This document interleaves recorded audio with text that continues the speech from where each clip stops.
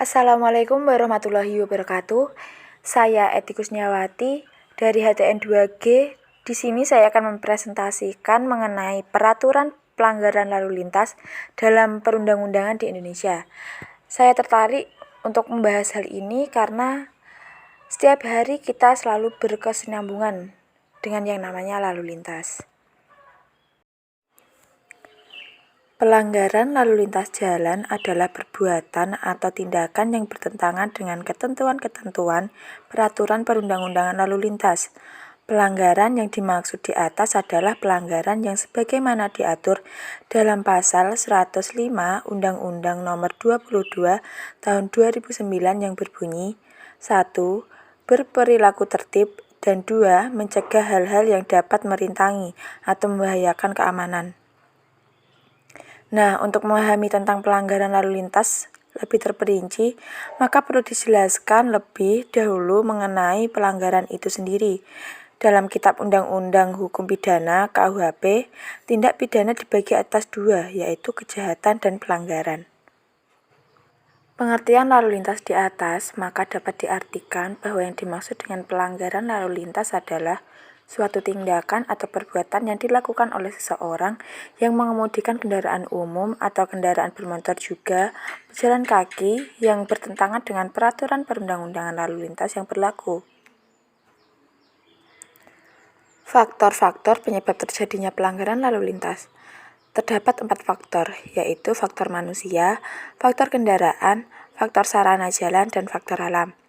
Faktor manusia disebabkan oleh pemakai jalan yang kurang disiplin dan memperhatikan kesadaran hukum, baik sebagai pengemudi, pemilik kendaraan, pejalan kaki, maupun pencari nafkah atau supir. Faktor kendaraan. Pelanggaran lalu lintas yang sering terjadi dari faktor kendaraan adalah ban motor yang sudah gundul, lampu wiper yang tidak berfungsi sebagaimana mestinya, dan sebagainya. Untuk faktor sarana jalan, sebagai penyebab terjadinya pelanggaran dan kecelakaan lalu lintas antara lain disebabkan karena adanya pipa galian atau jalan yang rusak disebabkan genangan air ketika hujan. Faktor alam, pelanggaran lalu lintas yang disebabkan karena keadaan alam atau lingkungan biasanya terjadi dalam keadaan yang tidak arus kemacetan. Faktor lainnya adalah banyaknya kesadaran masyarakat yang kurang dalam menaati rambu-rambu lalu lintas.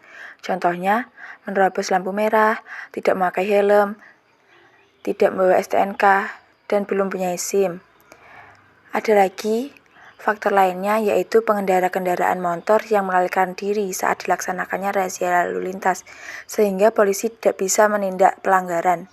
Banyak masyarakat yang memberitahu ketika sedang ada razia lalu lintas, selalu menyalahgunakan jabatan orang tua sebagai alasan untuk si pelanggar agar tidak kena tilangan polisi. Macam-macam pelanggaran lalu lintas.